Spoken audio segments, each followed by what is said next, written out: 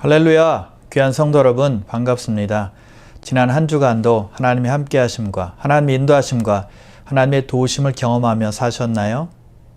하나님의 은혜를 맛보며 사신 줄을 믿습니다. 오늘 우리에게 주실 하나님의 말씀을 살펴보도록 하겠습니다. 오늘은 마가복음 14장 27절에서 31절까지 말씀입니다. 27절 읽습니다. 예수께서 제자들에게 이르시되 너희가 다 나를 버리리라. 이는 기록된 바 내가 목자를 치리니 양들이 흩어지리라 하였음이니라. 그러나 내가 살아난 후에 너희보다 먼저 갈릴리로 가리라. 베드로가 여짜오되 다 버릴지라도 나는 그리하지 않겠나이다. 예수께서 이르시되 내가 진실로 네게 이르노니 오늘 이 밤 닭이 2번 울기 전에 내가 3번 나를 부인하리라. 베드로가 힘있게 말하되 내가 주와 함께 죽을지언정 주를 부인하지 않겠나이다 하고 모든 제자도 이와 같이 말하니라. 아멘.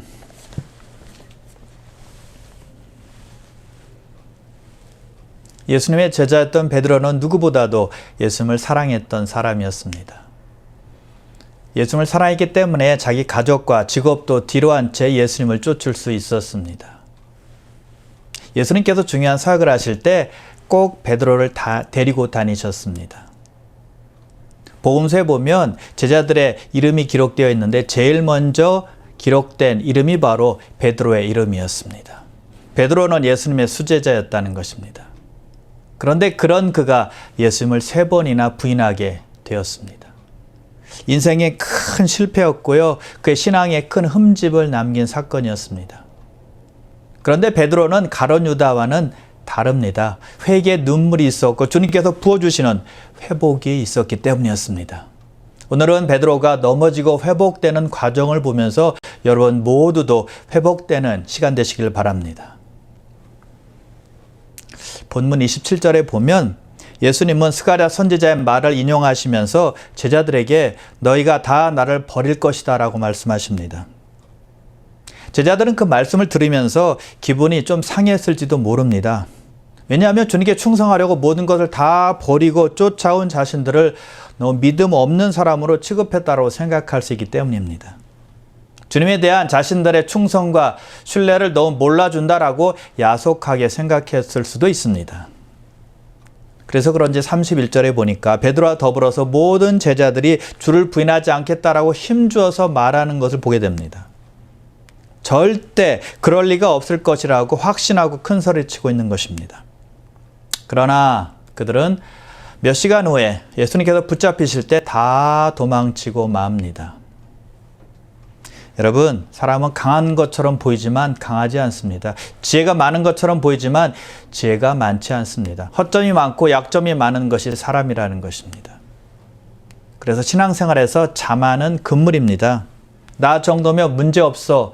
내 정도의 믿음이면 어떤 어려움도 다 극복할 수 있어. 어떤 환경 속에서도 나는 상황이나 현실을 바라보지 않고 오직 하나님만 한결같이 바라보며 주님만 끝까지 따라갈 수 있어 라고 단언할 수 없다는 것입니다.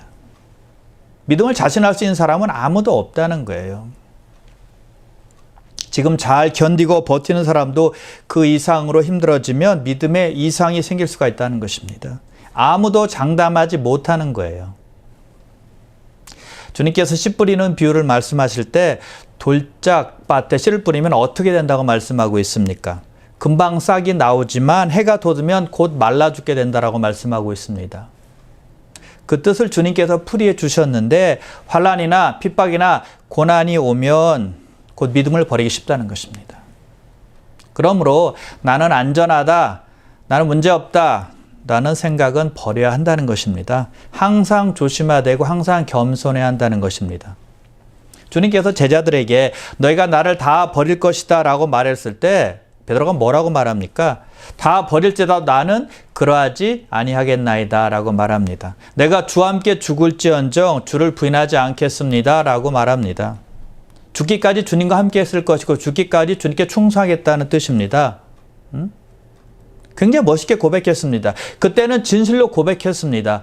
그러나 베드로는 몇 시간 후에 주님을 모른다라고 부인하게 되죠. 베드로는 나중에 베드로 전서를 쓰면서 이렇게 말합니다. 근신하라, 깨어라. 자신이 경험한 것을, 뼈저리게 느낀 것을 그대로 쓴 것입니다. 그래서 편지를 읽는 독자들에게 강력하게 권면하죠. 근신하라, 깨어있으라. 그렇지 않으면 자기처럼 시험에 넘어질 수 있기 때문입니다.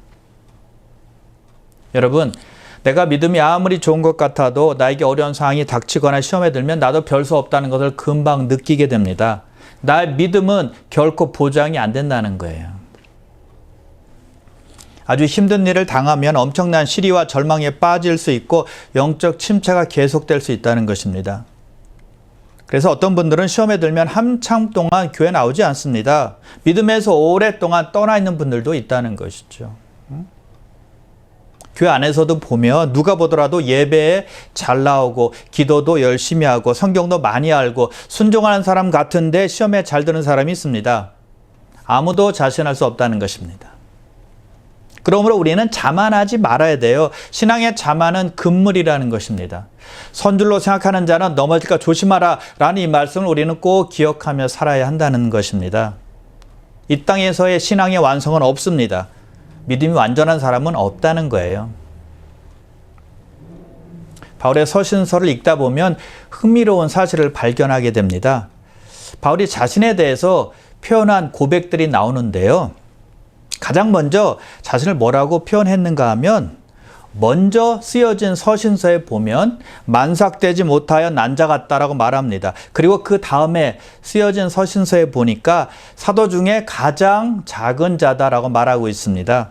그리고 그 후에 쓰여진 서신서에서는 모든 성도보다 더 작은 자라고 말하고 있습니다. 그리고 더 나중에 쓰여진 서신서에 보니까 자신을 죄인 중에 괴수다라고 말하고 있습니다.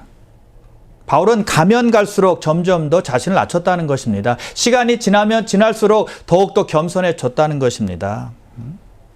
그런데 여러분, 우리는 그렇지 않은 것 같아요. 신앙의 초기에는 열심을 내면서 겸손한 것 같은데 교회 오래 다니고 많은 봉사를 하기 시작하면 시간이 그래서 많이 지나면 더 겸손해지는 것이 아니라 교만해집니다. 남을 더 쉽게 비판합니다. 판단합니다. 그리고 남이 자기에게 잘못한 것이 있으며 용서하지 못합니다. 봐주지 않아요. 그런 경우가 참으로 많다는 것입니다. 무늬만 성도인 사람들이 너무나 많다는 거예요. 더욱더 은혜로 살아야 되는데 형식적으로 교회를 다니기도 하고 남의 눈을 의식해서 교회를 섬길 때가 많다는 것입니다. 마음이 점점 더 넓어져야 되는데 좁아지는 경향이 있다는 거예요. 우리 모두가 그런 것에 좀 조심할 필요가 있는 것입니다. 벼는 잘 익을수록 어떻게 되나요? 고개를 숙입니다. 오래 믿고 오래 봉사한 사람일수록 더욱더 겸손해져야 된다는 것입니다. 신앙 연륜이 오래되면 오래될 수 있도록 더욱더 낮아져야 한다는 것입니다. 하나님의 은혜밖에 없다라는 심정으로 감사한 마음으로 살아야 된다는 것이죠. 반대가 되면 안 돼요. 자꾸 자신이 높아지려고 애를 쓰면 안 된다는 것입니다. 자기가 교회 주인인 양, 모든 성경을 다 아는 양, 모든 어려움은 다 극복할 수 있는 능력을 가진 사람인 양, 자기 혼자서 하나님과 교통하는 사람인 양 뽐내며 자랑하면 안 된다는 겁니다. 괜히 거들먹거리면 안 된다는 것입니다. 혼자 잘난 척, 영적으로 대단한 척 하면 안 된다는 거예요. 위대한 사도 바울도 이렇게 고백하지 않습니까? 고린도전서 15장 10절입니다. 그러나 내가 나된 것은 하나님의 은혜로 된 것이니 내게 주신 그의 은혜가 헛되지 아니하여 내가 모든 사도보다 더 많이 수고하였으나 내가 한 것이 아니요 오직 나와 함께 하신 하나님의 은혜로라. 바울의 고백은 한결같지 않습니까? 나의 나된 것은 다 하나님의 은혜로라. 하나님의 은혜로 되지 않은 것은 아무것도 없다는 것입니다. 바울이 복음을 전해서 많은 사람들이 주님께 돌아오게 한 것도, 기적을 일으킨 것도, 교회를 개척해서 또 많은 사람들을 제자로 세운 것도 전부 다 하나님의 은혜로 되었다라고 고백하고 있는 것입니다. 여러분, 그런데 바울이 한 가지 자랑한 것이 있었습니다. 무엇일까요? 십자가였습니다. 갈라디아서 6장 14절입니다. 내게는 우리 주 예수 그리스도의 십자가 외에 결코 자랑할 것이 없나니, 바울은 십자가만을 자랑했다는 것입니다. 우리의 자랑도 십자가가 되어야 될 줄을 믿습니다. 나를 나타내거나 나를 높이거나 나를 자랑하는 것이 아니라 십자가를 자랑하는 것입니다. 즉 예수님을 자랑하는 거예요. 그러므로 십자가 사랑을 깊이 생각하며 주님의 은혜 안에서 겸손으로 허리를 동이는 여러분 다 되시길 바랍니다. 그래서 예수님의 수제자인 베드로가 어려움이 왔을 때 주님을 부인했다면 우리는 말할 나위도 없다는 것입니다. 베드로는 주님과 많은 시간을 함께 했습니다. 주님께서 기적을 베푸시는 것도 두 눈으로 똑똑히 보았습니다. 실제로 그리고 무리를 걸어보았던 사람이 베드로였습니다. 여러분, 인간 중에서 무리를 실제로 걸어본 사람이 있습니까? 아무도 없어요. 그런데도 환난이 왔을 때 예수님을 부인했다는 것입니다. 그러므로 우리는 연약한 존재라는 것을 꼭 기억하고 살아야 돼요. 그래서 나의 명철이나 지혜보다 하나님을 신뢰하고 하나님을 의지해야 한다는 것입니다. 여러분, 우리가 의지했던 사람들, 우리를 사랑해 주었던 사람들, 또 우리를 돕고 인도해 주었던 우리 부모님, 선생님, 친구들이 우리와 영원히 함께 할까요? 결코 우리와 영원히 함께 하지 않습니다. 내가 끝까지 믿고 의지할 수 있는 존재들이 아니라는 것입니다. 언젠간 다 떠납니다. 언젠간 다 헤어집니다. 이별을 하게 된다는 것입니다. 그러나 우리와 영원히 함께 하실 분은 우리 주 예수 그리스도 한 분뿐인 것을 믿으시길 바랍니다. 우리가 의지할 분은 믿음의 주 또한 우리를 온전케 하시는 예수 그리스도 한 분뿐이라는 거예요. 그분을 의지할 때 우리의 영적 항해는 결코 실패하지 않을 것입니다. 목적지까지 무사히 도착하게 될 것입니다. 그 목적지는 천국이 되겠죠. 그래서 근신하여 깨어 주님을 의지하고 신뢰하는 것이 무엇보다 중요한 거예요. 그러면 자만하지 않게 되고 나의 나된 것은 하나님의 전적인 은혜라고 고백하며 겸손하게 살아가는 성도가 되는 것입니다. 주님만 바라보는 신앙이 될 것입니다. 오늘 본문에 보니까 예수님은 베드로에게 닭이 2번 울기 전에 내가 나를 3번 부인하리라 라고 말씀하십니다.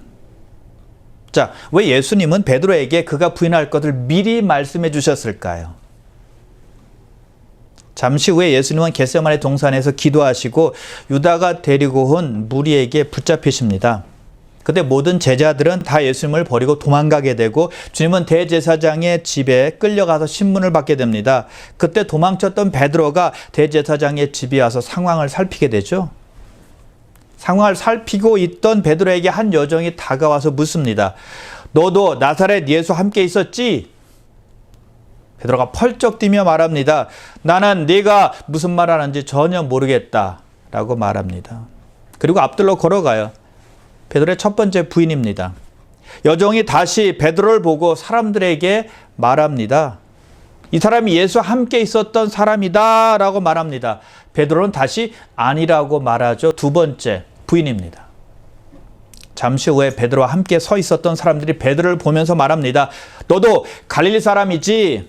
예수와 함께 있었던 사람 맞지? 라고 말합니다. 그자 베드로가 나는 너희가 말하는 것을 도무지 알지 못하겠노라 라고 말합니다. 3번째 부인입니다. 그때는요 저주하며 맹세까지 했습니다. 그자 닭이 2번째 울었습니다.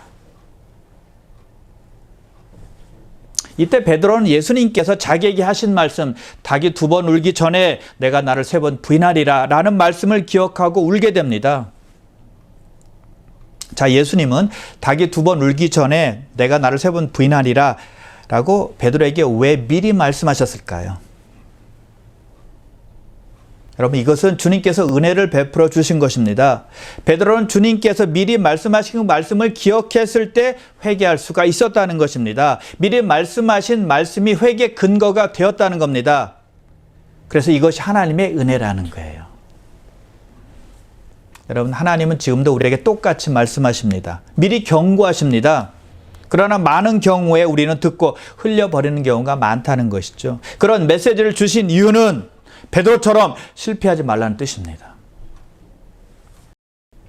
매 주일마다 여러분이 듣는 말씀 안에 하나님께서 여러분에게 주시는 메시지가 있다는 것을 꼭 기억하셔야만 합니다. 하나님의 음성이 있다는 것입니다. 여러분 각자에게 주시는 말씀이 있다는 것입니다. 그뿐입니까? 우리가 매일매일 성경 읽을 때 우리에게 주의를 주십니다. 실패를 피하라고요. 바른 선택을 하라고요. 그래서 여러분, 우리가 듣지 못해서 실패를 자초하는 것이지 하나님께서 알려주지 않은 것이 아니라는 것입니다. 또는 말씀을 들어도 거부하고 순종하지 못해서라는 것입니다.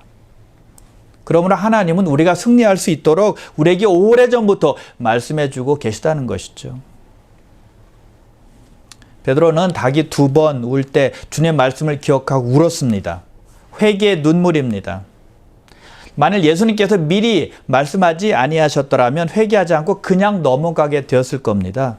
이런 이유로 하나님께서는 우리에게 말씀하시는 것입니다. 우리로 깨닫게 하고 회개케 하고 온전케 하기 위함이라는 것입니다. 여러분이 듣는 매주 말씀을 꼭 잘 귀 기울여 들으시길 바랍니다. 여러분이 실패하지 않도록 주시는 하나님의 메시지고, 또한 실패하더라도 금방 깨닫고 돌아오게 하기 위함이라는 사실을 꼭 기억하셔야 돼요. 그러므로 여러분들은 복받은 사람들입니다. 왜요? 하나님의 말씀을 들을 수 있는 기회가 매주 주어지기 때문입니다. 매주 선포되는 메시지가 여러분들을 위한 것이라고 믿으셔야만 합니다. 하나님께서 여러분 한 사람 한 사람을 정해서 여러분에게 직접 말씀하고 있다고 생각하셔야 돼요. 나의 개인 신앙은 물론이고 나의 자녀와 나의 가정과 나의 사업과 나의 생업과 내가 하는 모든 일을 위해서 하나님께서 나에게 주시는 말씀이라고 생각해야 한다는 것입니다. 나의 유익을 위해서, 나의 참 행복을 위해서 주시는 말씀으로 믿어야 한다는 것입니다. 우리는 세상에서 많은 말을 듣고 살지만 정작 우리를 위한 말은 별로 없습니다. 진정한 유익과 참 행복을 주는 말은 거의 없다는 것입니다. 순간의 즐거움과 재미를 주는 말은 많이 있을지 몰라도 생명의 말씀은 하나님 말씀이 유일하기 때문입니다. 여러분이 듣는 말씀이 바로 여러분의 영혼을 살찌우고 살리게 하는 말씀인 줄 믿으시길 바랍니다. 여러분, 하나님보다 여러분의 영혼에 관심을 갖는 분이 또 누가 있습니까? 아무도 없어요. 하나님은 우리가 진정으로 행복하기를 원하십니다. 하나님은 말씀을 통해서 그 길을 열어주시는 거예요. 주시는 성경 말씀을 순종하고 지킬 때 행복은 우리의 것이 된다는 것입니다. 신명기 10장 13절인데요. 내가 오늘 내 행복을 위하여 내게 명하는 여호와의 명령과 규례를 지킬 것이 아니냐. 하나님의 말씀을 우리의 행복을 위해서 주셨다는 것입니다. 우리의 유익을 위해서 주셨다는 것입니다. 우리의 평안을 위해서 주셨다는 것입니다. 우리의 참 만족을 위해서 주셨다는 거예요. 하나님은 우리가 평안하게 살기를 원하시고 기쁨으로 살기를 원하시고 소망을 가지고 살기를 원하십니다. 그래서 하나님의 말씀은 짐이 아닙니다. 부담도 아닙니다. 우리를 괴롭게 하려고 주신 말씀은 더더욱 아니에요. 우리를 사랑하셔서 우리에게 참 평안과 참 기쁨과 참 소망을 위하여 주시는 말씀입니다. 그래서 예수님께서 베드로의 부인을 미리 말씀하신 것은 그를 사랑하시기 때문이었다는 것입니다. 그래서 베드로가 그 말씀을 깨닫고 회개의 눈물을 흘리게 되었다는 것입니다. 하나님께서 베드로에게 미리 경고하신 것처럼 우리에게도 실패를 피하라고, 또는 실패를 통해서 깨달으라고 말씀을 주심을 믿으시길 바랍니다. 주님께 가까이 하는 계기가 되어서 주님을 더 사랑하는 기회로 만들라고 우리에게 말씀을 주시는 거예요. 그러므로 여러분, 하나님은 우리의 유익과 참 기쁨과 행복을 위해서 말씀을 주신다는 것을 믿으시고 순전한 마음으로 말씀을 받고 따르시기를 주님의 이름으로 축원합니다. 자, 베드로는 예수님을 어떻게 부인했을까요? 무엇을 부인했을까요? 베드로는 예수님과 함께 했음을 부인했습니다. 예수님 아는 것을 부인했습니다. 그리고 예수님의 제자됨도 부인했습니다. 자기 예수님의 사람인 것을 전부 다 부인한 거예요. 여러분, 베드로의 위대한 신앙 고백 아시죠? 주는 그리스도시요 살아계신 하나님의 아들이시니이다. 그 놀라운 고백을 예수님께서 들으시고 아주 기뻐하셨습니다. 바요나 시몬아, 내가 복이 있도다 라고 크게 칭찬해 주셨습니다. 그런데 예수님을 위해서 불 속에라도 뛰어들 정도로 놀라운 믿음의 고백을 했던 베드로가 지금 무엇을 하고 있나요? 나는 예수라는 사람을 알지 못하고 예수와 함께 있지도 않았고 나는 예수님의 제자는 더더욱 아니다라고 말하고 있는 것입니다. 예수님을 완전히 부인하는 것입니다. 예수를 못 본 채하고 외면했던 것입니다. 여러분, 베드로가 예수님을 부인하고 있을 때 예수님은 어떤 상황에 처해 있었는지 여러분 아십니까? 대제사장으로부터 신문을 받고 있었습니다. 거기에 모인 모든 사람들이 예수님을 비난하고 있었습니다. 예수님을 모욕했습니다. 침뱉었습니다. 거짓 증인들을 들이대고는 거짓 증거를 찾으려고 아주 혈안이 되어 있었다는 것입니다. 예수님을 죽이려고 작당하고 있었다는 것입니다. 예수님에게는 가장 힘들고 가장 외로운 시간이었다는 것입니다. 그러나 예수님께서 가장 필요하실 때 베드로는 주님을 회피했습니다. 주님과 함께 있어야 했지만 그는 주님을 외면한 겁니다. 목숨을 무릅쓰고 예수님은 죄가 없다고 변호했어야 했던 예수님의 수제자는 그 자리에 없었습니다. 예수님께서 가장 필요할 때 베드로는 한쪽 구석에 앉아서 주님을 모른다라고 부인하고 있었다는 것입니다. 저주하고 맹세까지였어요. 여러분, 충성은 한 번 함께 하겠다고 결심하면 마지막까지 하는 것입니다. 중간에 포기하는 것은 충성이 아닙니다. 다른 사람이 주님을 다 떠날지라도 나는 버리지 않겠다라고 하고 끝까지 따른 사람이 충성하는 사람이라는 것입니다. 충성은 모든 사람이 다 떠나도 나 혼자만 남아도 의리를 지키는 것, 이것이 충성이라는 것입니다. 베드로는 장담했지만 실패했습니다. 베드로는 맹세했지만 약속을 지키지 못했습니다. 베드로는 위대한 고백을 했습니다. 많은 기적도 보았습니다. 그러나 결정적인 부분에서 실패한 거예요. 가장 중요한 예수님의 고난에 동참하지 못했다는 것입니다. 여러분, 우리도 그런 부분에서 많이 약합니다. 예배도 잘 드리고 11조도 잘 내고 성경도 잘 알아서 믿음의 고백도 합니다. 그래서 성숙해진 것 같아요. 그런데 결정적인 부분에서는 주님과 함께하지 못하는 거예요. 결정적인 순간에 주님을 부인한다는 것입니다. 결정적인 순간에 내 마음대로 내 뜻대로 하는 것입니다. 나 유익만 생각하고 나의 안위만을 생각하고 나의 평안만을 생각하는 것입니다. 손해는 절대 안 보려고 하죠. 그래서 중요한 순간에는 순종하지 못하게 된다는 거예요.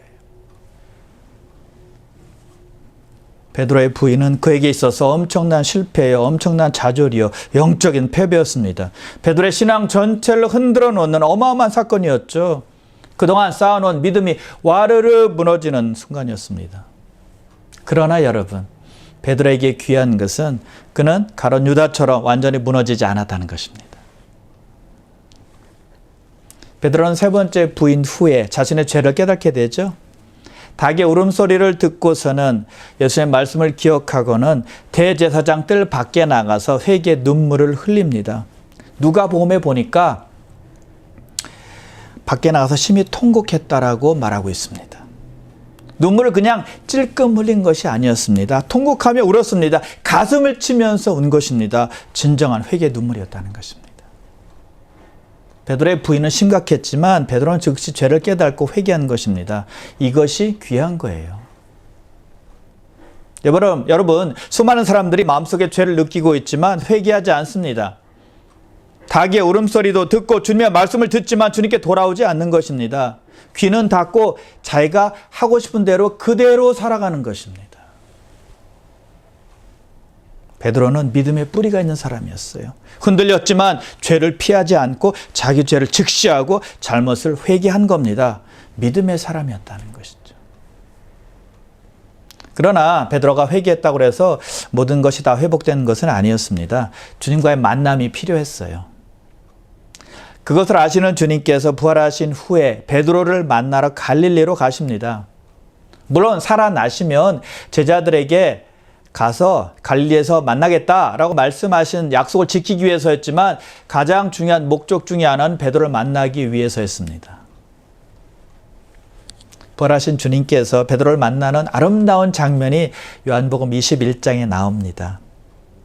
갈릴리 바다에서 베드로와 다른 제자들이 고기를 잡았지만 한 마리도 잡지 못했습니다. 날이 셀 무렵에 주님께서 그들에게 나타나셔서 고기를 잡게 해주십니다. 그리고 그들과 함께 조반을 드시죠. 그리고 베드로에게 말씀하십니다. 요한의 아들 시몬아, 내가 이 사람들보다 나를 더 사랑하느냐. 한 번이 아니고 3번 부르세요. 자, 여러분, 예수님의 이 3번의 질문에서 무엇을 느낄 수 있을까요? 어떤 의미가 있을까요? 베드로가 예수님을 3번 부인했습니다. 이제 예수님께서 베드로에게 3번 질문하십니다. 누가 보더라도 의도적으로 질문하신 거예요.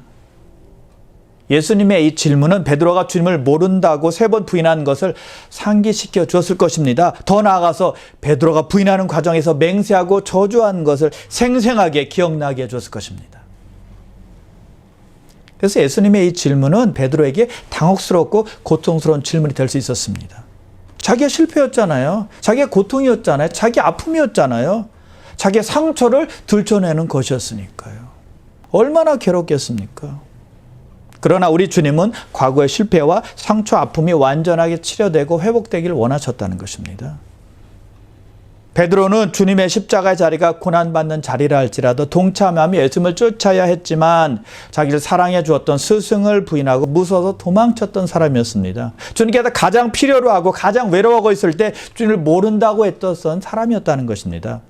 부끄러운 과거를 가지고 있었다는 것이죠. 우리 주님은 그런 베드로가 회복되길 원하신 거예요. 주님을 부인하던 자리에서 주님을 증거하는 자리로 십자가를 부끄러워하고 도망치는 사람에서 십자가를 자랑하는 사람으로 다시 한번 세워지기를 원하셨다는 것입니다. 그래서 그의 아픔들과 상처들을 들춰내신 것입니다. 왜요? 치료하시려고요. 여러분, 하나님은 때때로 우리가 극복해야 될 과거의 어두운 모습들을 보여주세요. 그것들을 생각하기도 싫고 대면하기도 싫고 극복하는 것은 더욱더 힘들고 고통스러운 일입니다. 그러나 주님은 아프고 괴롭고 부끄러울지라도 밝히 드러내시고 고치시길 원하신다는 것입니다. 완전히 회복되어서 새로운 마음을 가지고 기쁨과 평안함으로 새 출발하기를 원하시는 거예요. 과거의 슬픔과 어둠을 완전히 벗어버리고 복된 소망의 미래를 열어가도록 하기 위함이라는 것입니다. 베드로에게 그런 과정이 필요했다는 겁니다. 예수를 모른다고 저주하고 맹세했던 자기 속에 있었던 죄, 실패, 좌절감 모든 것이 주님 앞에 낱낱이 서게 된 것입니다. 여러분, 여러분이 가진 남모른 죄가 있습니까? 불순종의 죄가 있나요? 욕심을 위해서 주님을 부인했던 적이 있습니까? 두려워서 주님을 외면했던 적이 있습니까? 주님이 가장 필요한 시간에 도망친 적은 없나요? 그렇다면 지금 주님께 내어놓는 시간입니다. 다 아뢰십시오. 다 고백하시길 바랍니다. 이제 베드로는 회복이 되었습니다. 주님으로부터 내 어린 양을 먹이라, 내 어린 양을 치라 라는 사명을 받게 되었습니다. 우리가 알다시피 베드로는 십자가에 거꾸로 달려서 순교를 하게 되었다고 전해집니다. 스승이신 예수님처럼 똑바로 못 박힐 수 없으니 자신은 거꾸로 매달려서 죽겠다라고 하고 거꾸로 매달려서 죽은 것입니다.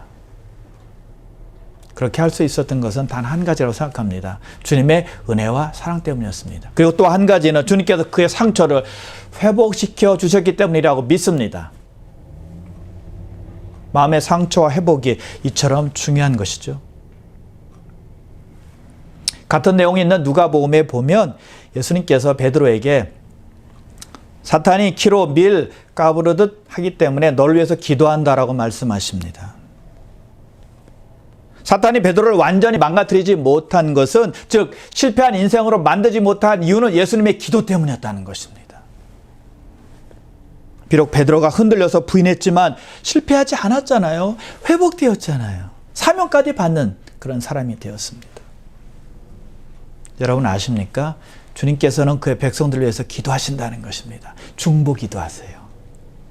그래서 우리가 사탄의 밥이 되지 않는 것입니다. 우리 해를 당하고 죽을 뻔한 적이 많이 있지만 예수님의 기도로 보호받았다는 것입니다. 얼마나 놀랍습니까? 얼마나 감동입니까? 얼마나 감사합니까? 우리가 알든 모르든 하나님 우리를 지키신다는 것입니다. 예수님의 기도 때문이에요. 그런데 그런 은혜를 우리가 받고 있지만 우리는 베드로처럼 넘어질 때가 많이 있다는 것입니다. 시험에 들 때가 많아요. 주저앉아 있을 때가 많다는 것입니다. 믿음에서 침체될 때가 많이 있어요. 그런데 그런 때에도 하나님은 우리에게 찾아오셔서 말씀해 주십니다. 우리를 회복시키기 위함입니다. 베드로에게 찾아오셔서 말씀하고 회복시켜 주신 것처럼요. 그러면 여러분, 주님께서 찾아오실 때 회개하셔서 주님과 바른 관계로 돌아가시기를 바랍니다. 그러므로 사랑하는 귀한 성도 여러분, 우리를 회복시키는 하나님의 은혜에 감격해서 우리가 맡겨진 사명대로 살아가는 여러분 되시기를 주님의 이름으로 축원합니다. 기도했습니다.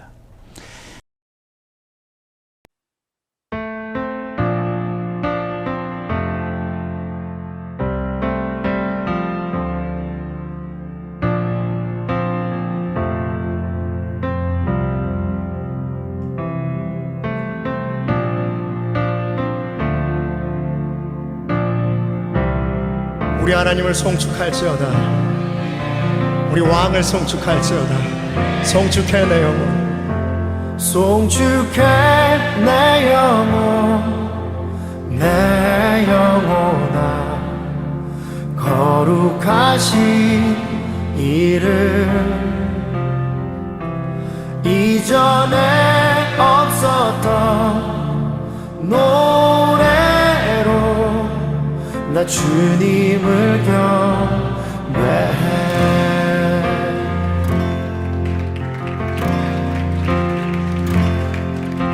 해가 뜨는 새아침 밝았네. 이제 다시 주님 찬양. 무슨 일이나 어떤 일이 내게 놓여도 저녁이 올 때 나는 노래해.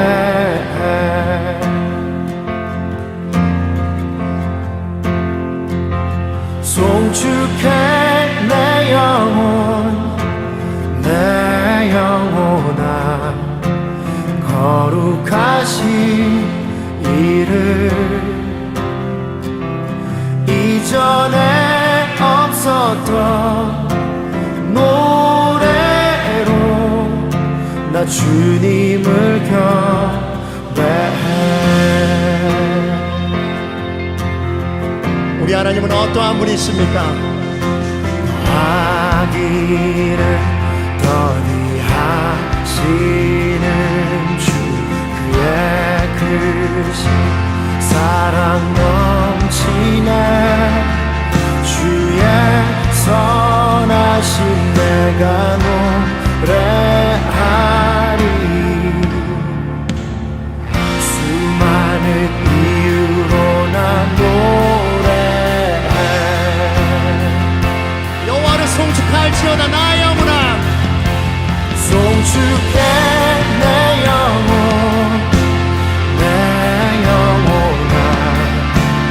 거룩하신 이름, 이전에 없었던 노래로 나 주님을 경배해. 송축해 내 영혼, 내 영혼아. 거룩하신 이름, 이전에 없었던 노래로 나 주님을 경배해.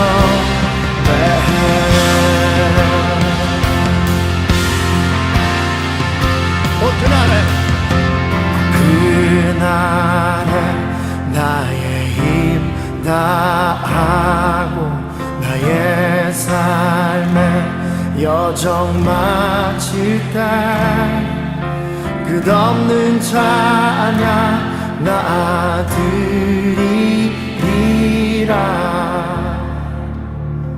수많은 세월 지나 영원히 곧 그날에 나의 힘 다하고 나의 삶의 여정 마칠 때 끝없는 찬양 나 드리리라 수많은 세월 지나 영원히 송축할지어다 송축해 내 영혼아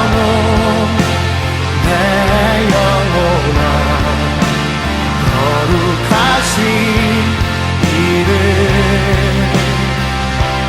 이전에 없었던 노래로 나 주님을 경배해 송축해 내 영혼아 홀로 거룩하신 이름 이전에 없었던 노래로 나 주님을 경배해 송축해 내 영혼아 거룩하신 이름 이전에 없었던 노래로 나 주님을 경배해 나 주님을 경배해 나 주님을 경배해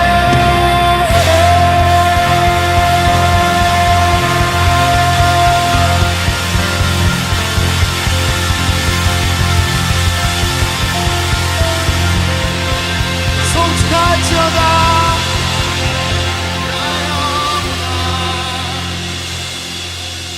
송축할지어다